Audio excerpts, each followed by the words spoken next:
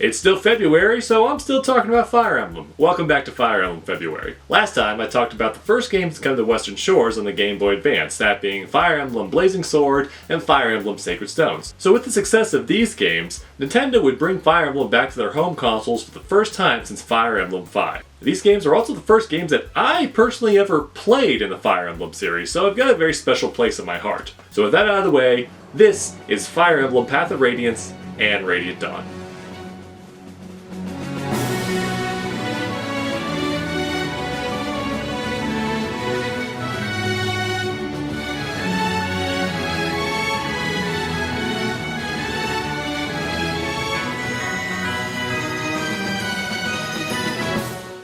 Fire Emblem Path of Radiance was the 9th installment in Nintendo's Fire Emblem series and the first game since Fire Emblem 5 to be on a home console. As per tradition, this game took us to a brand new setting with a brand new cast, separate from all previous games before it. This time the game would take place in the land of Tellius and would follow a now familiar hero to our Western audiences, Ike. Path of Radiance was also the first Fire Emblem game to feature fully voice-acted cutscenes. This is part of the reason why when Ike came to Super Smash Bros. Brawl, he was one of the first Fire Emblem characters to speak in English. See, Marth and Roy had never been in an English Fire Emblem game up until that point. So when they were in Super Smash Bros. Melee, Nintendo didn't bother to give them English voice actors. And that being said, while these games do have fully voice-acted cutscenes, they leave a lot to be desired. I mean, they're not terrible, but... You're up. About time. If you use your proper weapon, so that I might see you at your full strength. Sorry. Always lost in your book. What have I said about watching your back?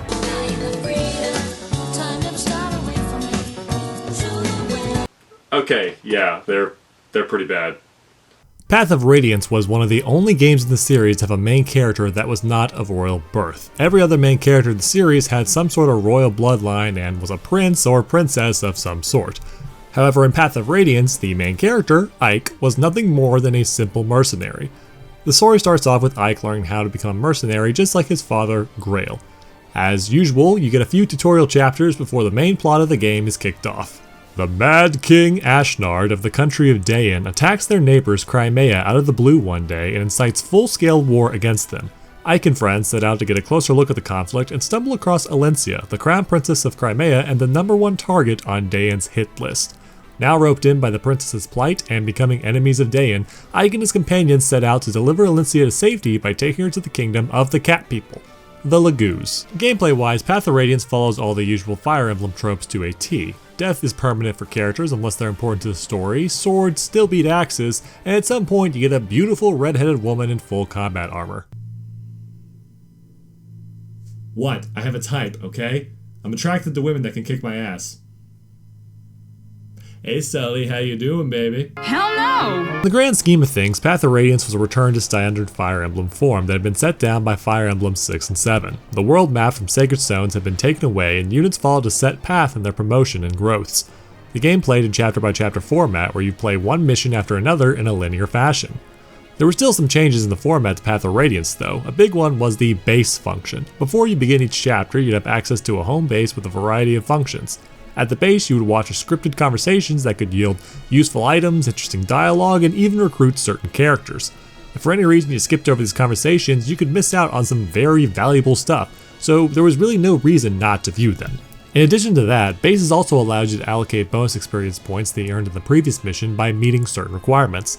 This is a useful way to top off characters that were close to gaining a level and helping characters that were slightly underleveled pick up the slack. You could also access various shops to buy weapons and healing items, and overall just prepare for the upcoming battle. Finally, you could equip characters with various skills that would give them special abilities in combat. Path of Radiance introduced the skill system in Fire Emblem, or rather they expanded on it and made it the staple that it is today. Sacred Stones had various skills that characters could get upon promoting, but Path of Radiance allowed characters to equip multiple skills for various effects. These skills could range anywhere to being able to heal yourself every turn for a certain amount, or to get really angry and have a higher critical rate when you were low on health. All in all, the base system made Path of Radiance and Radiant Dawn a lot more about preparation. Unlike previous Fire Emblem games, there was no way to access your cache of items once the battle started. In Fire Emblem Alib, you had a traveling merchant that you needed to protect so you could store your items, and in Sacred Stones, the main character always had access to the convoy and other characters could trade with them to get stuff. Path of Radiance did away with all that. merchants can only be accessed between battles, so whenever you go to a fight with is what you have to use. If you didn't bring enough keys, or forgot your thief to unlock doors, or if you ran out of weapons because yours all broke, there wasn't a way to fix that on the battlefield. There was also a forge you could access in this game where you can make custom weapons and give yourself a super powerful sword or lance for special effects. And you could also name it something stupid and ridiculous for added humiliation factor. Another big game changer in Path of Radiance, however, was the introduction of the Laguz. A huge part of Path of Radiance's story revolves around the Laguz and their relations to the rest of the world. The subject of racism and accepting those that are different are major story themes in these games. The Laguz are a race of animal-human hybrid creatures that are beastly in appearance while in their human form, but also have the ability to go full-on animorph and transform into combat-ready creatures. These animals include cougars, tigers, crows, hawks, herons, and of course, dragons. The racism comes into play as the Laguz and the Bjork, that being the typical humans without fangs and teeth, have a long history of blood and strife between them. Bjork once enslaved Laguz and many look down on them, calling them subhuman, while Laguz think Bjork are weak creatures and haven't quite forgotten that long history of subjugation. So in other words, it's basically the X-Men but with furries. Look, don't get me wrong, racism and prejudice are really bad, that's definitely an important message to teach people. But it always surprises me when stories like this use the superpower aspect allegory. I mean, why would it make fun of a kid in algebra or whatever when he can turn into a freaking eagle or an ocelot and tear me to shreds? Looking down on someone because of their skin color is one stupid thing. Looking down on them because they really have this awesome superpower ability is another stupid thing. So they're both stupid. Racism is stupid. Message achieved. Laguz units can't fight unless they're in animal form, and in order for them to reach that point, they have to wait for a special meter to build up. Once it's full, they can transform and that meter will start to deplete every turn or whenever a Laguz enters combat. Once the meter hits 0, they transform back into their useless human form. What all this is leading up to is that if you choose to have Laguz units, you'll be choosing to use several units that are completely useless for half the battle. The game tries to get around this by introducing Laguz units in pairs for the most part. The first two cats you get, Leith and Mordecai, will have one who always transforms when the battle starts, and the other will build up his meter while the first one fights. If you play your cards right, Mordecai will be able to transform as Leith is reverting to her human form.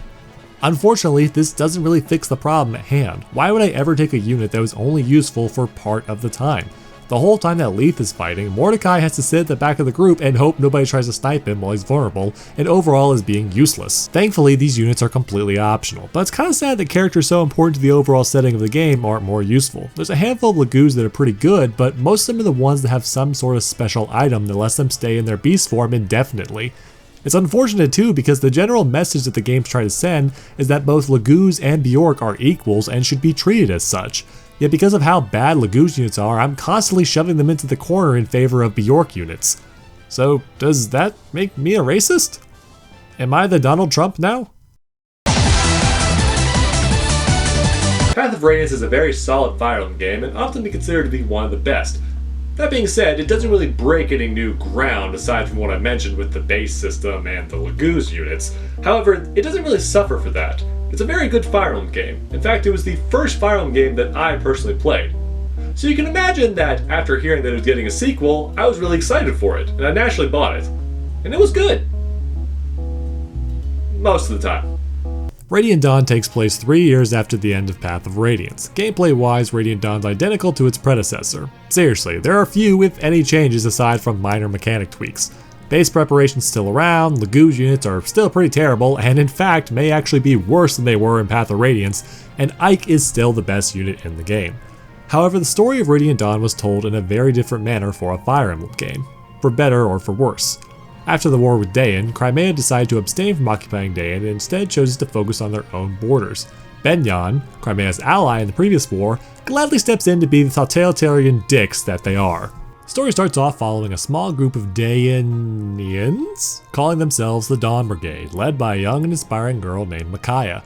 The Dawn Brigade is fighting against the tyranny of Benyan and is trying to help the people of Dayan in whatever way they can. Eventually, they come across a plot to put Ashnard's rightful heir on the throne so that Dayan can govern itself once again and kick Benyan's fascist butts out of their country. And the good news is that they succeed! About 12 chapters into the game. Wait, that can't be right. Is the game over already? Well, what about Ike? Is he even in this game? What about the Wolf Laguz we just met? I didn't even get a chance to post my fan art. Unlike most games before it, which often followed one protagonist and one storyline throughout the entire game, Radiant Dawn instead has its game chopped up into 4 major acts, each one following several groups and plot lines. In Act 1, you follow Micaiah and the Dawn Brigade fighting for Dane's freedom. For Act 2, you briefly get control of several characters in Alencia's Crimea as she tries to deal with a potential civil war. In Act 3, you primarily play as Ike and the Grail mercenaries as they fight in a new world war, while occasionally switching back to the Dawn Brigade who's on the opposite side of the conflict, and you even play as Crimea again briefly. Finally, Act 4 deals with fixing the world after it gets royally screwed up. The splitting up of the story among several characters is actually a pretty interesting idea and not one that I'm totally against. I mean, the game starts you out playing as the country that you curb stomped at the end of the last game. They touched on it very briefly in Path of Radiance, but Dawn Brigade's chapter pretty much entirely deals about how crappy it is to be on the losing side of a war, especially one that you didn't even want to be a part of. Fire Emblem's never been type the series that shied away from showing both sides of the conflict. True, there are some irredeemable monsters, but there's also your share of noble demons as well. It was interesting to play a story where not everyone idolized the previous main hero as some kind of messiah. In fact, Micaiah points out several times how it is partially Ike's fault that the Dawn Brigade and Dayan are in such a crappy situation to begin with, even if their previous ruler was a psychopath. But while I actually enjoyed this type of story, it's also the reason for a lot of the major problems that Radiant Dawn had. Radiant Dawn has a fond place in my heart, no joke. The game has an epic story with way higher stakes than Path of Radiance, and is one of my favorite stories in Fire Emblem games, period. The final chapter in particular is one of the most epic and memorable battles in the series. But holy crap, does this game drive me up the wall sometimes? So, where to begin? Let's start with talking about how the story model affects the gameplay. Previous Fire Emblem games follow a pretty standard model. You start the game with a few ragtag bunch of misfits and a main character or two. Your characters weren't the strongest or the brightest, but most of them had great potential. And in the worst case scenario, you'd have a super powerful unit to bail you out of tough situations. Radiant Dawn starts this way with the Dawn Brigade. At first it follows a pretty typical Fire Emblem fanfare. You've got Micaiah, the main character, and a couple of her closest friends. Her adopted brother / boyfriend, Soth, eventually joins up as the overpowered character that can help you out. Pretty standard, right? Well, here's something that's not standard. The Dawn Brigade is awful. I mean, they suck. They suck hardcore. Seriously, unless you're playing on easy, nobody in the Dawn Brigade is worth your time. From the very first level, it's easy to get completely murderized by bandits and soldiers. Edward and Leonardo, you guys suck. Fiona and Meg, I'm never using you. Nolan and Aaron? Well, actually, you guys aren't that bad. Now, it might seem like I'm being unfair, and since this is a Fire Emblem game, you would expect these little caterpillars to grow into beautiful butterflies with the proper love and care that you would give other early game units. And honestly, the Dawn Brigade can grow up to be pretty useful units if you spend a lot of time training them and neglect much better units to do so. But that's all even assuming that you get the chance to do that. Since the story is constantly jumping between different armies and characters, some characters just never get the chance to grow. When you leave the Dawn Brigade at the end of Act 1, you'll be lucky if 2 or 3 of them even promoted to their second tier class. But when they come back in Act 3, you'll be fighting nothing but second tier enemies and will get thoroughly trounced in most encounters. This wouldn't be such a big deal if this game played like a typical Fire Emblem game and if you followed the Dawn Brigade throughout the entire story, but it doesn't. And you don't. So they suck pretty much all the time. It gets even worse when the game practically expects this of you by constantly giving Micaiah and her team super powerful units that can clear the entire map for them. The trade-off is supposed to be that if you let the Black Knight or Nalia kill everything, you're missing out on valuable experience and levels. But that point kind of becomes moot when you guys are constantly shoving Disc 1 nuke characters in my face. Why would I ever use the Dawn Brigade when I'm gonna have a much easier time using the invincible one-eyed Wolf Queen? I mean, instead of just giving us stronger allies and hoping we pull through, why not just let us fight something that we can handle? Finally, this is really only an issue with the Dawn Brigade. As soon as you get control of another army, this problem vanishes almost completely. The Royal Knights are all good units, and the Grail Mercenaries are unstoppable killing machines. It's really only the Dawn Brigade that does all the sucking. When you fit the gameplay to the narrative that this story is telling, it does kind of make sense. The Dawn Brigade are not like the Grail Mercenaries. The Grail Mercenaries have been to war. They've been through it. They've seen a lot of action, and that's what makes them so strong. The Dawn Brigade are just a bunch of freedom fighters, kids, fighting against an overwhelming occupying force. It's not until that they meet more powerful allies that they can really gain ground and effectively fight back. And you know, I respect that the game kind of fits the narrative so well in that aspect, but it makes it really aggravating to play. And all of this could be forgiven if the Dawn Brigade were actually interesting characters. But that brings up a whole other glaring issue that Radiant Dawn has. Do you remember how I mentioned that the support system is probably the most well-known and best part of Fire Emblem now? Well, the support system was neutered in Radiant Dawn.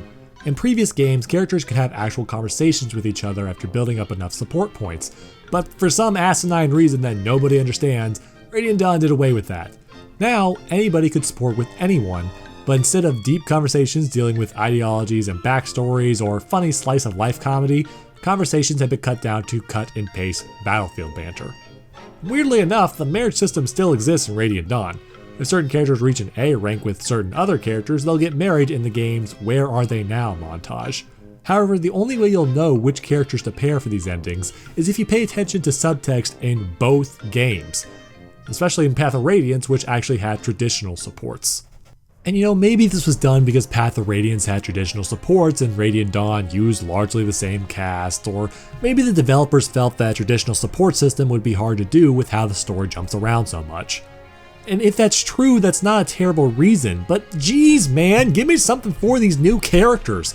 I want to know something about them, anything. Give me a reason to not hate them because of their stats. A perfect example is Meg of the Dawn Brigade. Meg is the daughter of Braum from the previous game and shows up because she's looking for her fiancé. Later, when Zyhark, another character from the previous game, joins the Dawn Brigade, Meg reveals that her father promised her that she would get to marry his good friend from the war, Zyhark. Meg is totally on board with this idea, but Zyhark is naturally taken aback by this. So you would think that these wacky marriage hijinks would go somewhere, right? Again though, Radiant Dawn is still one of my favorite Fire Emblem games in the series. I mean, it's got a lot of shortcomings to it, but the story is top notch, and also since it was the second Fire Emblem game that I played, that's probably why I have such preference to it. It's a pretty solid strategy game, it's just not an entry point in the series. If you want to get into Fire Emblem and you want to start with this series, for the love of God, play Path of Radiance first. That is, of course, assuming that you can actually afford it. Oh, yeah, no. You know what? No, yeah.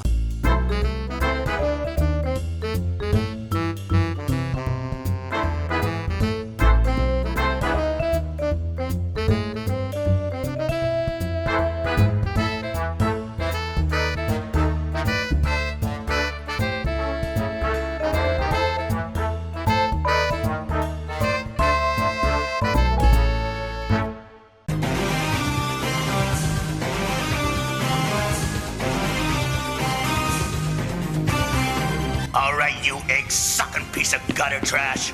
You always liked pushing around people smaller than you. Well, I'm smaller. Try pushing me! Somebody wake me up from this nightmare, 'cause I gotta be dreaming.